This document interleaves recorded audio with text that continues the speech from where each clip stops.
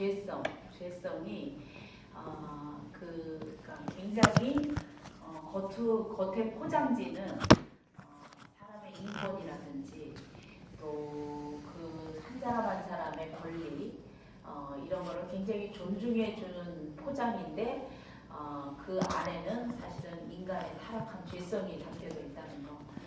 겉으로는 굉장히 아름다운 포장지고 인권을 존중하고 사람의 한 사람 한 사람의 취향을 존중해주는 거 굉장히 중요하죠. 근데 이제 그것이 이 정도를 넘어선 하나님의 어떤 말씀을 벗어나서 이렇게 가는 그 사회를 보고 이 인간이라는 것은 하나님 없이는 이럴 수밖에 없구나 이런 생각이 많이 들었어요. 거기 계신 사모님이 하루는 산부인과에 체크업하려고 병원에를 갔대요. 그런데 이제 그 사모님한테 간호사가 묻더래요. 산부인과를 갔는데 당신은 여자입니까 남자입니까 묻더래요. 그래서 이분이 이제 너무 황당한 질문을 하니까 산부인과에 갔는데 여자입니까 남자입니까 물어보니까 그래서 그 간호사한테 왜 그런 질문을 하느냐, 나 여기 산부인과에 우리 산부인과다. 산부인과에 당연히 여자가 체크업을 하러 오지 남자가 오느냐. 그랬더니 그 간호원이 하는 말이 이제 법적으로 산부인과에 오는 사람을 질문을 하도록 되어 있대요. 그래서 어떤 질문을 합니까? 그랬더니 그러니까 나라는 자체가 내 생각이 내 바디에 대해서 내 몸에 대해서 내 생각이 내 바디가 여자냐 남자냐 당신은 당신 바디에 대해서 어떤 그 결정을 내리고 있느냐 이게 중요하다는 거예요. 그러니까 내 바디가 여잔데 내 생각이 난 남자야 그러면 이 사람은 뭐예요? 남자인 거예요. 생각이 더 중요하다는 거예요. 자기가 자기 바디에 대해서 어떻게 결정을 내리고 있느냐가 더 중요하다는 거예요. 그래서 그걸 묻도록 돼 있다는 거예요. 그러니까 그러면은 예를 들어서 뭐 남자인데 산부인과에 진료를 왔어. 근데 이 사람한테 물어본 거야. 당신이 여자라고 생각합니까? 남자라고 생각합니까? 그럼 이 사람이 바디는 남자인데 이제 여자라고 생각합니다. 그럼 진료를 해야 된다는 거예요. 되게 웃기는 거잖아요. 그게. 그러니까 그게 진짜 이 사람의 어떤 그 인권 그거를 존중히 여겨진다는 게 도대체 뭔가 이게.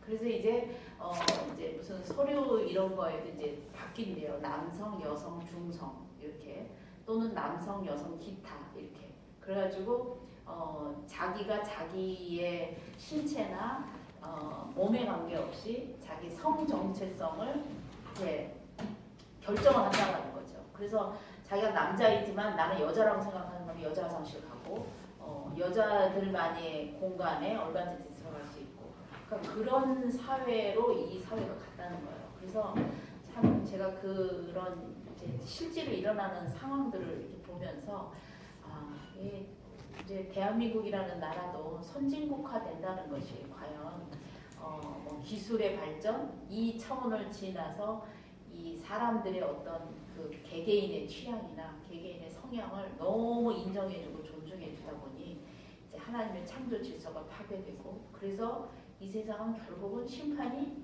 올 수밖에 없는 거구나. 이게 짜여져 있구나. 이게 피할 수가 없구나. 그리고 한편으로는 심판이 와야겠구나. 이런 생각도 드는 거예요. 이게 사람의 어떤 그런 그 고유한 그 개성이라는 것이 이게 죄성으로 가게 돼 있으니까 하나님이 없으니까 그 속에는.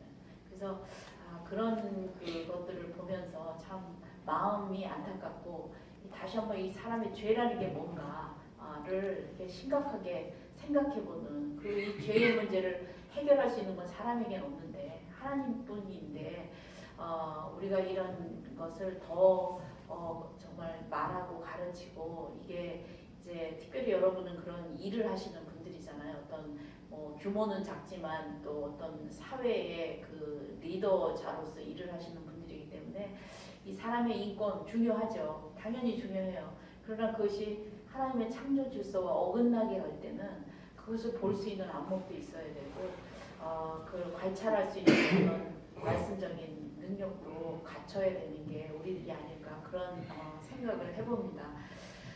여기 오늘 말씀에 보면 예수님께서 제자들에게 하신 말씀이 있죠. 나를 따라오려거든 자기를 부인하고 십자가를 지고 나를 따를 것이다.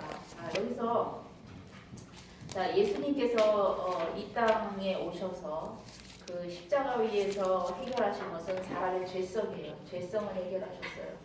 그러면은 자, 이 죄의 속성이라는 게 있다는 거죠. 죄의 속성. 자, 하나님은 하나님의 속성이 있어요. 하나님의 속성은 우리가 사랑이다 이렇게 말을 하죠. 하나님의 속성을 한마디로 얘기하면 하나님은 사랑이시다. 그래서 사랑은 하나님의 속성이라고 말을 해요. 그리고 사실 하나님은 사랑이시고요. 그럼 죄도 속성이 있어요. 죄의 속성은 무엇이냐? 죄의 속성은 한마디로 말하면은 자기 주장에 대한 속성을 가지고 있어요. 자기 권리, 자기 주장, 자기 생각, 자기 뜻, 자기 고집, 자기 계획에 대한 철저한 자기 동의, 이런 자기 주권을 가지고 있는 게 죄의 속성이라는 거예요. 그러니까 싸움을 왜 합니까? 결국은 내 뜻을 관철시키려고 싸움을 하는 거거든요. 그러니까 이 사람들은 이 자기 주권에 대한 강한 어떤 본능, 내 권리, 내 뜻을 이루려고 하는 강한 어떤 힘이 이 사람의 속에는 들어가 있다는 거죠. 그런데 이제 우리가 보통 죄다 그러면은 이제 행위적인 걸 얘기하죠. 그래서 이제 연세 드신 권사님들한테 권사님 지금 돌아가시면 하늘나라 가실 수 있어요? 이렇게 물어보면은 권사님들이 대부분 약간 주춤하시면서 아유 지은 죄가 많아서 갈지 안 갈지 잘 모르겠다 이제 이런 얘기 많이 하시죠. 근데 이제 물론 죄는 행위적인 영역이 분명히 있어요. 죄의 행위적인 영역. 근데 성경에서 더 죄의 본질적인 영역은 행위적이면 이전에 더 베이직한 거예요. 행위는 어떤 것이 있기 때문에 죄된 행위를 하는 거예요. 그건 드러난 거죠. 죄의 행위는 겉으로 드러난 거예요. 그 밑에 그 죄의 행동을 하도록 하는 더 밑에 있는 거, 그게 뭐냐면은 쉽게 말하면 죄의 유전자예요. 죄의 유전자.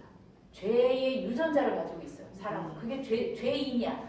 여러분 아기가 막 태어났어. 지금 막 아기가 나왔어요. 걔가 죄된 행동을 했어요, 안 했어요? 안 했어요. 말도 못하니까. 생각도 아직 잘 할 수 있는 인지 능력도 없어요. 행동을 할 수 있는 것도 없어요. 죄의 행동을 아무것도 안 했어요. 근데 성경에서는 그 아기를 보고 뭐라 그러죠? 죄인이다 이렇게 말을 해요. 그러면 우리가 생각할 때는 어떻게 죄가 죄인이냐? 지금 방금 나왔는데 무슨 죄를 졌냐? 행위적인 죄는 안 졌어요. 지금 막 나왔다면. 그렇지만 성경은 이 세상의 모든 사람은 죄인이다 라고 규정을 해요. 근데 왜 그러냐면은 그게 죄의 유전성이 그 속에 들어요. 원죄죠. 원죄라고 얘기하죠. 죄의 유전성이 그 속에 들어가 있는 거예요. 자, 예를 들어서 제가 A라는 어떤 병을 가진 유전인자를 가지고 있어요. 그런데 제가 우리 엄마도 아버지도 할아버지도 할머니도 A라는 병으로 고생을 하셨어. 그래서 내가 그걸 봤어. 그래서 나는 절대로 저 병이 걸리지 말아야 되겠다. 이렇게 생각을 하고 건강관리를 철저히 했어요. 식이요법도 하고 건강 운동도 하고. 그래서 내 인생에 A라는 병이 한 번도 걸린 적이 없어요. 그런데 유전자만을 보면은 여전히 내 안에는 뭐가 있는 거예요? 예, 그 A 유전자가 있는 거예요. 내가 그걸 발휘를 안 하도록 조심을 해서 그렇지 유전자는 여전히 있는 거예요. 그러면 나라는 사람을 유전자 측에서 봤을 때는 나는 A 유전자를 여전히 갖고 있는 사람이라는 거죠. 그게 발휘가 안 된다 하더라도. 그러니까 우리가 행위로서 죄를 안 졌다 하더라도 우리의 유전인자 속에, 영적인 유전인자 속에는 뭐가 들어가 있냐면 죄성이 들어가 있다는 거예요. 그런데 문제는 이 죄성의 특징이 뭐냐면은 자기 주장, 자기 권리, 이것에 대한 성품이 그 안에 들어가 있다.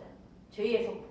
그래서 이 죄는 자기 주장에 걸리고 자기 성품의 영역이기 때문에 이 영역은 자연스럽게 누구와 반대가 되냐면 하나님과 반대가 된다는 거예요.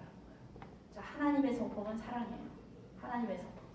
하나님의 성품은 사랑이어서 이웃을 사랑하고 이웃을 먼저 생각하고 나보다는 너를 먼저 생각하고 너를 배려해주고 너를 사랑하는 것이 하나님의 성품이에요. 근데 우리는 그러냐고요. 우리가 물론 예수 믿고 도덕적으로 또 행위적으로 다 웬만큼 다 훌륭하신 그런 인품을 여러분들은 가지셨어요.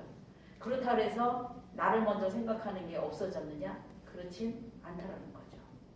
그러니까 십자가 위에서 예수님께서 우리의 죄성, 그 유전적으로 죄의 원죄를 해결하시고 우리의 죄의 그 유전인자를 이게 죽이셨는데 그 죄의 유전인자의 속성이 나 중심적인 그 속성이라면 그것을 예수님께서 십자가에서 못 박아서 사라진 것이라면 거듭난 자들에게는 사실은 나 중심적인 이기적인 그런 자기 주권의 모습이 있는 거예요, 없는 거예요? 유전적으로 죽었다면 없죠. 없어요. 그렇죠? 그래서 성령님이 우리 안에 들어오셨어요. 새롭게 거듭난 그 새롭게 창조된 그 영 안에 성령님이 들어오셨단 말이죠. 그래서 주의 형상을 본받아라는 책 뒤에 있으면 한번 읽어보세요. 주의 형상을 본받아라는 책에 보면은요, 어떤 이 얘기가 있냐면은 이런 말씀이 있어요. 죄는 잘못된 것을 행하는 것이 아니라 죄는 잘못된 존재가 되어 있는 것이다. 죄는 잘못된 것을 행하는 것이 아니라 잘못된 존재가 되어 있는 것이다. 그게 더 본질적인 죄라는 거죠. 행위로서의 죄가 아니라 잘못된 존재가 되어 있는 거. 진노의 자녀로 있는 거. 이 유전인자가 하나님이 아닌 어둠의 자녀로 있는 그 상태, 그 존재 상태, 그게 죄라는 거예요. 근데 그 존재 상태의 죄성의 특징은 어떤 그 특징을 갖냐면은 자기 주권의 특징을 갖는다는 거죠. 자기 주권. 그러니까 누가 최고라는 거예요? 내가 최고라는 거예요. 그래서 사단의 가장 큰 특성은요, 내가 최고예요. 위도 아래도 옆도 없어요. 그냥 오로지 나예요. 나로 똘똘 뭉친 인격체가 바로 사단이거든요. 그렇기 때문에 이 죄성은 이게 하나님과 반대가 되는데 하나님과 반대가 되는 어떤 일부가 아니라 그 자체라는 거예요. 그냥 죄인이다 그러면 그냥 그 자체가 잘못된 존재 상태니까 그 자체가 하나님과 반대라는 거예요. 그래서 하나님을 알지도 못하고 인정하지도 못하고 그분을 존중하지도 못하고 거절하는 존재로 있는 것, 그 상태가 우리가 예전에 우리 속에 있었던 죄성이라는 거예요. 해결받지 못했을 이전에 있었던. 근데 그 죄성은 이제 끊임없이 누구를 주장하느냐? 자기 권리를 주장하고 자기 주장의 성품을 가지고 있습니다. 성격을 가지고 있습니다. 자, 그런데 이제 우리가요, 만약에 여러분 교회 목사님이 이제 주일날 예배드리고 오는 성도들을 문 앞에서 이제 인터뷰를 하는 거예요. 자, 여러분이 행위로 지은 죄는 예수님이 다 용서하셨습니다. 그럼 누구든지 할렐루야죠. 그거는 그렇게 했어요, 안 그렇게 했어요? 그렇죠. 그렇죠. 여러분이 지은 행동으로 지은 죄를 다 없던 걸로 해주신대. 얼마나 할렐루야예요. 자, 근데 목사님이 이렇게 질문하는 거예요. 자, 십자가 위에서 여러분의 죄성이 죽었다는 것은 이제는 여러분 마음대로 못 산다는 뜻입니다. 여러분의 주권이 사라졌다는 뜻입니다. 여러분의 권리가 죽었다는 뜻입니다. 이제는 하나님이 하라는 대로만 하고 살아야 됩니다. 하나님이 가라 할 때만 가고 하지 말 때는 하지 말고 내 속에서는 이게 막 하고 싶어. 근데 하나님 너 하지 마. 그럼 하지 말아야 됩니다. 당신의 주권은 이제부터 0%입니다. 다 죽어져 버렸습니다. 십자가에서 다 없어져 버렸습니다. 이제는 당신은 100% 하나님이 시키는 대로만의 인생을 살아야 됩니다. 그럴 사람만 본당에 들어가십시오. 그랬다고 칩시다. 몇 명이나 들어가겠냐고요. 그럼 목사님 저 잠깐 시간이 필요해요. 한마디만 할까요? 좀 생각 좀 해볼게요. 저 한 일주일 고민 좀 할. 진짜 내가 그럴까? 아닐까? 그럴 사람만 교회 들어가라고 그러면요. 제가 생각할 땐요. 글쎄 아주 극한 소수의 사람만 들어갔다가도 다시 나올 수도 있고 그 순간에 들어갔다 아니야 내 정신 차려야지 어떻게 그렇게 살아 안 돼 불가능해 나올 수도 있고 그런데 우리가 십자가에서 죽어온 우리의 죄성은요 바로 그거를 죽었다는 뜻이거든요 사실은요. 그래서 예수님께서 십자가를 지으려면 어떻게 하라는 거예요? 뭐를 부인하라는 거예요? 자기를 부인하고 자기를 부인하고. 그러니까 우리의 예수님으로 인해서 거듭나서 하나님의 새 생명으로 들어왔다는 것은 내 권리와 내 주권, 내 목소리, 내 뜻을 높일 수 있는 그 유전인자가 이제 다 죽어버렸다는 뜻이에요. 그야말로 종이 된 거죠. 머리가 없어. 종은 머리가 필요 없는 거예요. 생각을 할 필요가 없는 거예요. 주인이 시키는 대로만 하니까. 그리고 하나님이 하라는 대로만 하는 그러한 삶을 살겠습니다라고 작정하신 게 우리들이란 말이에요. 여러분이 그런 작정을 하신 거예요. 그렇게 어마막지한 일을 지금 저지르시더라고요. 그 심각하게 생각해 봐야 되는 문제예요, 사실은요. 그 섣불리 교회에 발을 들여놓으면 안 돼요. 그래서 그게 어떤 의미인지를 심각하게 알아야 되는 거예요. 근데 우리는 그냥 내가 지은 죄만 겉으로 이렇게 행위로만 지은 죄만 그거만 다 청산해서 내가 죽으면 천국에나 가고 자 그 정도만 믿는다면은 권리 포기가 된 거야 안 된 거야? 안 된 거예요. 권리 포기가 안 된 거예요. 권리는 여전히 내가 갖고 있고 내가 필요한 것을 그나마 내 권리를 더 이루기 위해서 하나님은 그것을 도와주는 헬퍼로 있는 정도의 신앙생활을 갖고 있는 사람이 얼마나 많냐는 거예요. 진정한 내 주권을 하나님께 드리지 못한 거죠. 그래서 하나님은 나의 도우미로 있는 거죠. 내가 왜 그분의 말에 순종을 합니까? 필요할 때만 순종하지. 그리고 정작 주인의 삶은 누가 사는 거야? 내가 사는 거예요. 그게 죄성이라는 거예요. 죄의 속성이 그렇다라는 거예요. 그래서 예수님께서 말씀하시는 거예요. 너희들이 나를 따라오려면은 자기를 부인하고 십자가를 지고 나를 따라라. 그 십자가의 의미가 뭔지를 알고 따라오라는 거예요. 그 십자가의 의미. 그 십자가에서 바로 너희들이 자기를 부인하는 그 영역들을 죽이고 이제는 철저하게 종의 자세, 하나님 아버지를 아버지로 둔 자녀의 자세. 그 자세로 하나님을 섬기고 따르는 것, 그것이 나를 따르는 것이다. 이렇게 말씀하고 있는 거죠. 자, 우리의 능력 안에는 그럴 능력이 있습니까? 없습니까? 없죠. 우리 속에는 그럴 능력이 없어요. 그래서 우리는 내 안에서 그 능력을 찾으면 안 돼요. 내 안에는요, 내 주권을 완전히 포기하고 하나님이 하라는 대로 다 할 수 있는 힘도 없고요, 능력도 없고 의지도 없고 그런 마음도 없어요. 그런 생각도 없고. 그래서 우리는 철저하게 보혈을 붙잡고 가는 거예요. 주님을 붙잡고 가는 거예요. 하나님 아시죠? 제가 그러고 싶어도요, 제 안에는 그런 능력이 없어요. 제가 순종하고 싶은데도 제 안에 순종할 수 있는 능력이 없어요. 사도 바울이 늘 고민하는 게 그 고민이었던 거예요. 내가 내 안에 새로운 법이 있어서 그렇게 가려고 하는데 옛법이 나를 또 못 가게 만들고 나의 옛사람이 자꾸 나를 하나님께 순종하지 못하게 하는 자기 자신을 발견할 때 그런 자기의 육적인 어떤 남아있는 유전자는 바뀌었는데 이 겉에 습관이 안 바뀌어 있는 거예요. 생명 유전자, 성령 유전자로 유전자는 바뀌었는데 밖으로 행위적인 어떤 나중심적으로 살았던 그 습관의 잔재들이 남아있어서 계속 내가 하나님께 순종하지 못하도록 갈등을 일으키는 그 고백이 곤고한 자다라는 고백으로 나오잖아요. 그렇죠? 그래서 우리 안에는 여전히 우리도 마찬가지죠. 우리도. 내가 이렇게 하나님께 이렇게 순종 못하는 사람인가.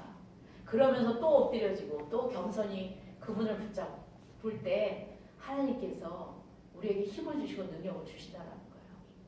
그래서 우리는 철저하게 정말 나에게는 그런 능력이 없지만 하나님께서 내가 그것을 결단하고 하나님 저 그렇게 살아볼래요. 정말 두렵고 무서운 마음이지만 자신은 없지만 하나님 이제 제 권리를 다 하나님께 드리는 삶으로 한번 살아볼랍니다. 그렇게 결단하고 그렇게 주님 앞에 내 마음을 고백할 때 그 고백하는 거잖아요. 정말 낮은 자의 마음으로 고백할 때 성령님께서 그 영혼을 붙잡으셔서 그 순간부터 그 영혼의 대신 하나님의 주권으로 살게 하시고 하나님의 능력으로 살게 하시고 하나님께 순종할 수 없는 자가 순종할 수 있게 하나님 만드신다는 거죠. 그래서 이 죄의 속성이 무엇인가를 여러분이 아셔야 돼요. 우리는 날마다 우리의 권리가 또 고개를 들고 또 고개를 들고 그게 결국은 하나님과 반대되는 나중심적인 죄의 속성인데 이런 영역들이 우리 안에서 자꾸 고개를 들을 때 우리는 이거를 정말 말씀과 기도로 이 영적인 안테나를 늘 세워야 되거든요. 이게 그냥 내 의지의 영역 갖고는 안 되는 거예요. 생각과 기분의 영역 갖고는 안 되는 거예요. 이거는 영의 생명력이 계속 주어져야만이 되는 거예요. 영적으로 양식이 공급이 돼야만이 그 힘이 나타난다는 거죠. 그 영적인 양식이 뭐겠습니까? 기도와 말씀이에요. 기도와 말씀. 다시 말해서 기도와 말씀의 공급이 없이는 우리는 이 죄에 이렇게 다듬어진 아주 그냥 쩔어진 이 죄의 습관들을 버릴 수가 없다는 거예요. 유전인자는 바뀌었는데 여전히 행위적인 면이나 생각적인 면에서는 그 나중심적인 습관들을 벗어낼 재간이 없다는 거예요. 하나님의 순간순간 도움이 없이는 성령님의 도움이 없어요. 그래서 우리가 진짜 정말 우리 인생의 주인 되신 예수님을 나의 주인으로 고백하고 살았는가를 이 마지막 요때 12월 마지막 요 시기에 돌아보면서 정말 주님 앞에 회개하고 또 새해를 맞이하는 이 시점에 하나님 정말 새해에는 나의 주권을 온전히 주님께 드립니다. 자, 우리가 주권을 온전히 드릴 때 하나님은 진짜 제자를 하나 얻는 거거든요. 진짜 자녀. 그러면 그때부터는 그 사람을 통해서 누가 역사하시냐? 하나님이 역사하셔요. 그래서 이 작고 천한 이 피조물을 통해서 놀라운 하나님의 이 사랑과 풍성함이 나타나게 된다는 거예요. 하나님 수준의 하나님 크기의 인생을 살게 되는 것이죠. 내 것을 포기할 때 하나님은 우리 그 한 사람을 통해서 놀라운 하나님 차원의 능력의 사람으로 하나님이 여러분을 쓰신다는 거예요. 그렇게 되면요, 내가 나로 사는 것보다 100배, 1000배, 10,000배 인생을 살 수 있는 거거든요. 그 욕심 우리가 탐심은 우상숭배라고 분명히 말하고 있는데 그 나에 대한 탐심, 나 자신의 욕심을 놓지 못해서 결국은 그게 나에게는 내가 신인 거잖아요. 그렇게 되면 그것을 우리는 내려놓을 수 있는 그런 특권을 가진 사람들이잖아요. 하나님께서 우리에게 그것을 이미 다 예수님을 통해서 이루셨고 그것을 누리도록 하셨잖아요. 그리고 그것이 절대로 그 인생이 말이죠.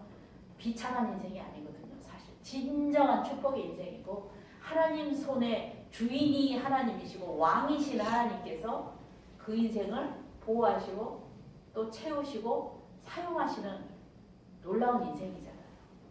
그래서 2017년도 새해에는 여러분이 그러한 인생을 살아가신 여러분 되시길 주님으로 축복합니다. 아멘이십니까? 아멘. 기도하시겠습니다. 좋으신 하나님 감사합니다. 하나님 2016년도 이 시기를 마무리하면서 또 새해를 맞이하는 이 시점에 하나님 정말 우리 안에 하나님 정말 나만 알고 나중심적으로 살아가는 우리의 모든 죄성을 십자가에 강력하게 못 박으시고 다 사라지게 하시고 우리로 하여금 사랑의 유전자를 넣어주시고 하나님을 사랑하고 이웃을 사랑할 수 있는 인간으로서는 도저히 할 수 없는 죄인으로서는 도저히 불가능한 그 일을 감당케 하신 그 주님을 찬양합니다. 하나님 정말 우리 안에는 아버지 하나님 정말 성령의 그 힘으로 우리 안에는 사랑의 유전자를 주시고 하나님의 생명의 유전자를 주셨사오니 아버지 하나님 이제 죄의 상태에서 의의 상태로 우리를 옮기시고 하나님 의의 사람으로 우리를 써주시기를 기대하시는 그 하나님 앞에 하나님 저희들이 기도합니다. 하나님 정말 새해에는 여기에 모인 주님의 귀한 백성들이 정말 하나님의 의의 도구가 되게 하여 주시고 하나님 사랑의 도구가 되게 하여 주시사 우리 하나님의 모습이 저들을 통해서 나타날 수 있는 한 영혼들 되게 하여 주시옵소서. 아버지 하나님, 저희들이 기도할 때마다 하나님 응답하시고 채우시고 우리의 심령을 채우셔서 하나님의 놀라운 아버지 하나님의 사랑과 하나님의 성품과 예수님의 성품이 여기 있는 사람들 통해서 나타나게 하여 주시고, 아버지 하나님 우리를 볼 때마다 한 사람들을 볼 때마다 주님의 모습을 볼 줄 아는, 볼 수 있는 아버지 생명과 이 빛의 모습이 드러나는 저희 모두들 될 수 있도록 하나님 도우시고 역사하여 주시옵소서. 우리 안에 있는 모든 죄의 타성들이 다 벗어지게 하여 주시고, 하나님의 선하신 이 모습들이, 선하신 성품들이 여기는 주님의 귀한 백성들의 심령 가운데, 또 가정 가운데, 또 직장 가운데 나타날 수 있도록 하나님 도와 주시옵소서. 감사드리며 예수님의 이름으로 기도했습니다. 아멘. 네, 말씀